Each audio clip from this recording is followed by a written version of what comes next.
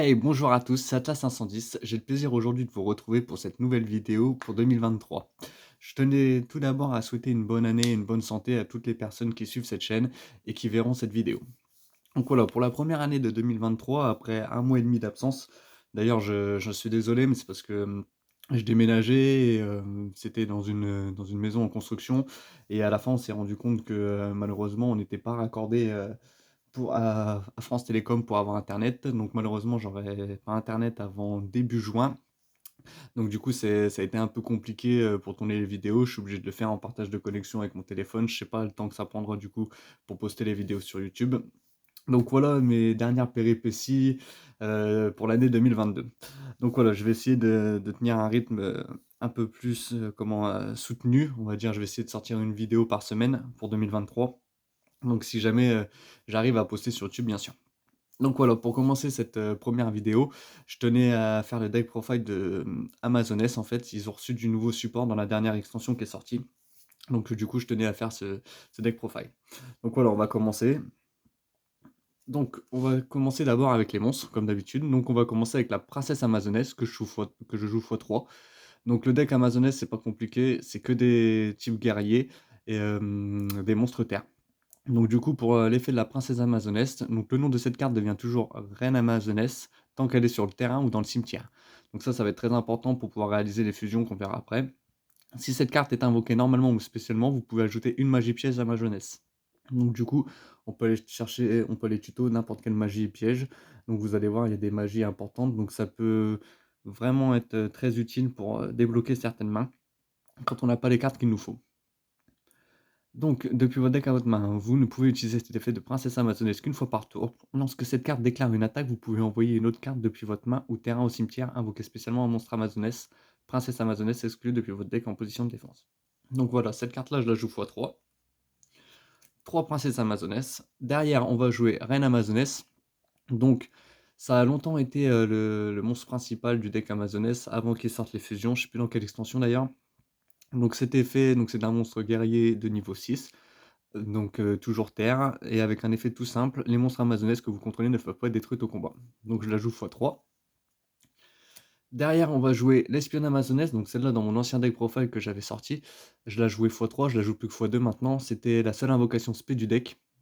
Donc en fait, cette carte, elle dit: «Vous pouvez révéler un autre monstre amazonesse dans votre main, invoquez spécialement cette carte depuis votre main. Vous ne pouvez utiliser cet effet d'espionne amazonesse qu'une fois par tour. Lorsque cette carte est détruite au combat et envoyée au cimetière, vous pouvez cibler un monstre amazonesse, espionne amazonesse exclu dans votre cimetière, envoyez-le à la main ou mélangez-le dans le deck.» Donc voilà. Là, on arrive sur le nouveau support donc qui est sorti, donc c'est Chef de guerre amazonesse, donc c'est un monstre guerrier TR de niveau 5. Si vous ne contrôlez aucun monstre ou uniquement des monstres amazonesses, vous pouvez invoquer spécialement cette carte depuis votre main. Donc ça fait toujours une invocation spé en plus sur le terrain. Si cette carte est invoquée normalement ou spécialement, vous pouvez poser une magie piège à amazonesse, donc toujours très utile, ou une polymérisation directement depuis votre deck. Donc la polymérisation peut être très utile aussi pour sortir les monstres de fusion rapidement. Donc, et aussi, vous ne pouvez attaquer qu'avec. Alors, attendez, pardon. Vous pouvez poser une magie pièce amazonesse, une polymérisation directement depuis votre deck, et aussi, vous ne pouvez attaquer qu'avec des monstres amazonesses. Mais c'est pas dérangeant, de toute façon, on joue presque que des monstres amazonesses le reste de ce tour. Vous ne pouvez utiliser chaque effet de chef amazonesse qu'une fois par tour. Donc voilà, celle-là, je la joue x3. C'est le nouveau support qui est très très intéressant. Donc derrière, on va jouer la maîtresse amazonesse à l'épée d'argent. Donc c'est le premier monstre pendule de l'archétype, du coup. Alors, son effet de monstre est pas très, très intéressant. En gros, si elle est envoyée au cimetière, elle se recycle et on peut la remettre directement dans une zone pendule, mais par contre son effet de pendule est très intéressant, en tout cas pour ma part. Les monstres amazonesques que vous contrôlez gagnent une attaque égale à leur propre niveau fois 100. Donc lorsqu'une attaque impliquant votre monstre amazonesse est déclarée, vous pouvez cibler une magie piège amazonesse dans votre cimetière, ajoutez-la à la main. Vous ne pouvez utiliser cet effet de maîtresse amazonesse à l'épée qu'une fois par tour. Donc en plus, elle permet de booster les monstres amazonesses. Donc ils prennent 100 par rapport à leur niveau. Donc par exemple, la reine amazonesse, donc qui elle est de niveau 6, elle va passer à 3000 d'attaque. Donc ça commence à devenir intéressant pour aller chercher les OTK. Et en plus, elle permet de recycler une carte amazonesse qu'on a dans le cimetière. Donc celle-là, je l'ai décidé de la jouer x2. Derrière, on va jouer le deuxième monstre pendule. Donc là, qui est d'échelle 1. Je ne sais pas si je l'ai dit pour l'autre. Elle était d'échelle 7. Donc en gros, si vous avez les 2 sur le terrain, vous allez pouvoir invoquer des monstres compris entre les niveaux 2 et les niveaux 6. Donc maîtresse amazonesse au fouet d'or, donc pareil, son effet de guerrier est pas très, très intéressant, par contre son effet pendule l'est un peu plus, donc c'est un monstre de niveau 5. Les monstres amazonesses que vous contrôlez gagnent une attaque égale à leur propre niveau fois 100. Donc du coup, si vous avez les 2 sur le terrain, par exemple avec la reine amazonesse toujours qui est de niveau 6, donc elle va passer à 1200 d'attaque, soit 3006 d'attaque. Donc ça commence à devenir très, très fort. Donc toujours pour aller chercher rapidement l'OTK. Et après, lorsqu'une attaque impliquant votre monstre amazonesse est déclarée, vous pouvez cibler une magie piège sur le terrain, détruisez-le. Vous ne pouvez utiliser cet effet de maîtresse amazonesse au fouet d'or qu'une fois par tour. Donc en plus, elle permet de gérer les PTMP adverses. Donc c'est très très fort, je trouve.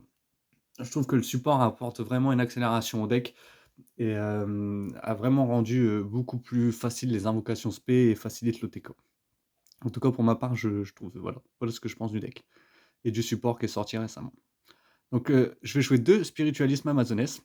Donc pareil, cette carte-là, si cette carte est dans votre main ou cimetière, vous pouvez cibler une carte amazonesse que vous contrôlez, envoyez-la à la main, et si vous le faites, invoquez spécialement cette carte. Et aussi, vous ne pouvez pas invoquer spécialement de monstres amazonesse depuis l'extra deck, enfin de monstres amazonesse exclus depuis l'extra deck. Le reste de ce tour, si cette carte est invoquée spécialement, vous pouvez ajouter une polymérisation depuis votre deck à votre main. Vous ne pouvez utiliser chaque effet de spiritualisme amazonesse qu'une fois par tour. Donc elle permet de s'invoquer spé du coup, et en plus d'aller tuto une polymérisation. Donc très, très intéressant. Derrière, je vais jouer les cartes, un peu plus lambda. Je crois que c'est les premières cartes qui sont sorties. Donc Tigresse Amazoness. Donc il y en a qui préfèrent jouer le bébé tigre. Moi, je préfère jouer le Tigresse Amazoness parce que, en fait, c'est tout simple. Elle prend 400 points d'attaque pour chaque monstre amazoness qu'il y a sur le terrain. Donc elle peut très, très vite grimper. Alors que le bébé tigre, il se permet juste de se réinvoquer du cimetière.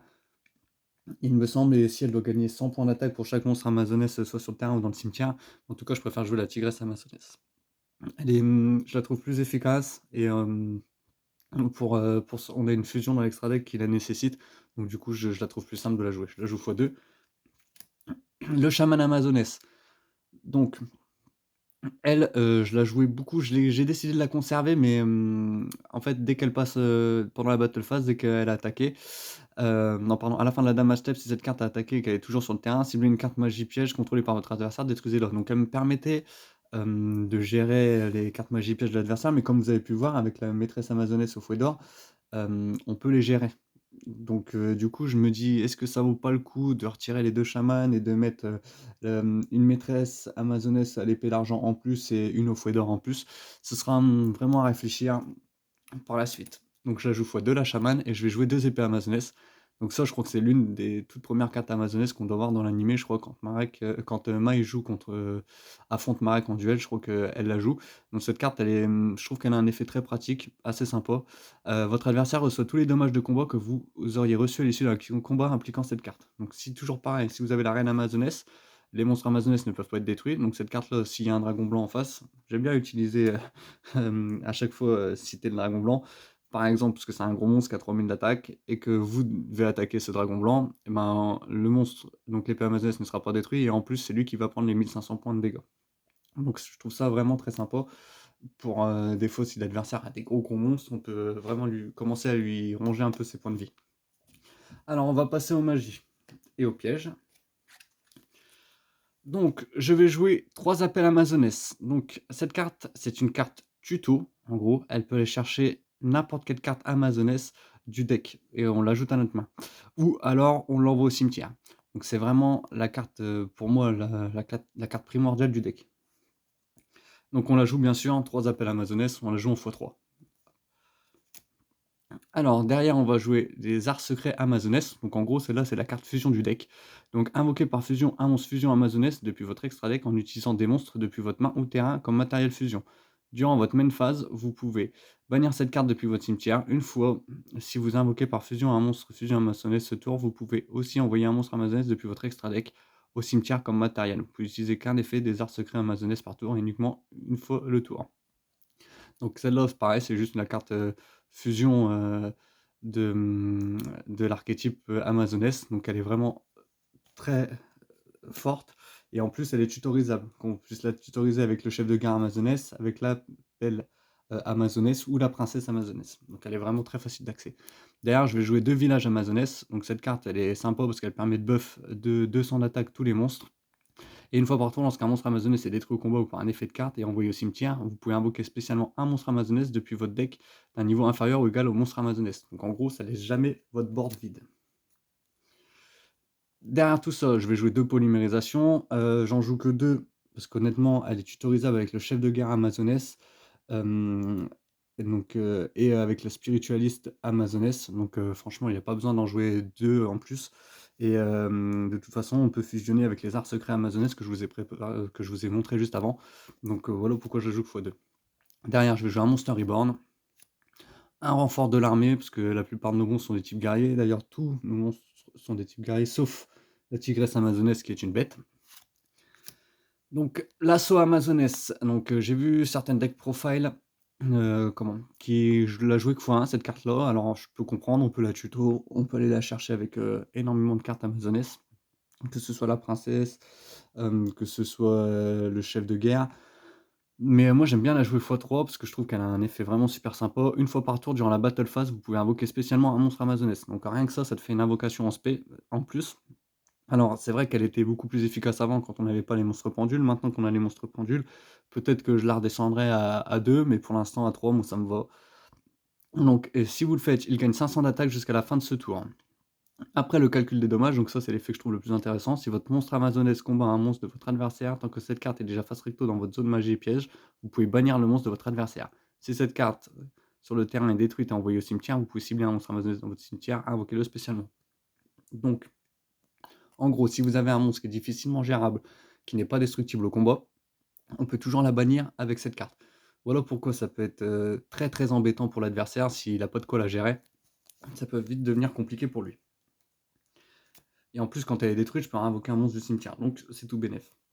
Donc derrière, je vais jouer 2 assauts solennels et un avertissement divin. Ça, c'est juste pour contrer les invocations spé de mon adversaire. Alors, derrière, je vais jouer un phénix. Ça, c'est classique pour gérer les magies pièges. Une unicorne pour gérer les monstres adverses. Une main géante pour negate les effets de monstres. On sait jamais, vu que vous avez vu, je joue pas mal de monstres de niveau 4. Je joue épée amazonesse x2 qui est niveau 4. Je vais jouer la chamane amazonesse et la tigresse amazonesse. Donc c'est des exercices de rang 4 qui passent partout en gros. Donc voilà pourquoi j'aime bien le jouer. Après j'ai rentré pas mal de monstres de niveau 3. Donc que ce soit l'espionne amazonesse, que ce soit la princesse amazonesse ou la maîtresse amazonesse, je vais regarder du coup si j'ai pas des exercices de niveau 3 qui sont intéressantes à mettre. Derrière, un dragon de la tornade pour gérer les magies et pièges. Un chevalier excitant, toujours très utile pour pouvoir renverser une game, malgré que dans ce deck-là, on doit toujours contrôler plus de cartes que votre adversaire, parce que le but c'est de remplir le board et d'attaquer l'adversaire, mais ça peut toujours être utile. Derrière, le castel mousquetaire, pour envoyer une carte dans le deck ou pour mettre face verso un monstre qui serait gênant. Et là derrière, on attaque du coup les monstres fusion, donc le roi ligre familier. Donc les monstres donc c'est un nouveau support. Donc très facile à faire, un monstre amazonesse de minimum niveau 5 plus un monstre amazonesse. Donc en gros, si vous avez le chef de guerre amazonesse qui est de niveau 5, qu'on invoque spécialement avec un autre monstre, vous pouvez déjà faire le roi ligre familier. Donc les monstres de votre adversaire ne peuvent pas attaquer de monstres, celui-ci exclu. Vous pouvez cibler une carte amazonesse tant que vous contrôlez un monstre amazonesse, et si vous le faites, invoquer spécialement l'autre monstre depuis le cimetière. Cette carte ne peut pas attaquer le tour où cet effet est activé, vous ne pouvez utiliser cet effet de roi ligre familier amazonesse qu'une fois par tour. Donc elle permet de cibler un monstre dans le cimetière, un monstre sur le terrain. Si le monstre sur le terrain est détruit, on peut invoquer, enfin, on détruit le monstre sur le terrain et on peut invoquer celui du cimetière. Donc ça peut être très pratique pour recycler ces cartes du cimetière. Ah, je vois que c'est pas dans l'ordre. Le ligre, je joue x2. Hop. Derrière, je vais jouer. Là, c'était du coup 2 ligres famille amazonesse, donc c'est la carte que je vous parlais, en fait, qu'on peut faire qu'avec tigresse amazonesse. Donc elle est très utile notamment pour invoquer le nouveau boss monster du deck, qui est une fusion. Pour l'invoquer, il faut absolument un monstre fusion amazonesse. Donc sinon, après, son effet, il est pas terrible, mais il a 2500 d'attaque, donc ça peut toujours être efficace.